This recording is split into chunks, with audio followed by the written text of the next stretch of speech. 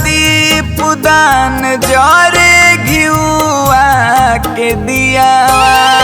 जोड़ रहे कलसा कलसा में गंगा जलवा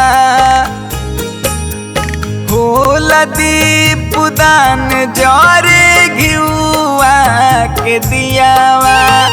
जोड़ रहे कलसा कलसा में गंगा जलवा श्रद्धा से जाला लेके बाबा के अचलवा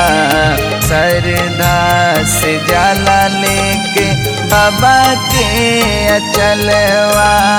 भरी जाले सुना गोदिया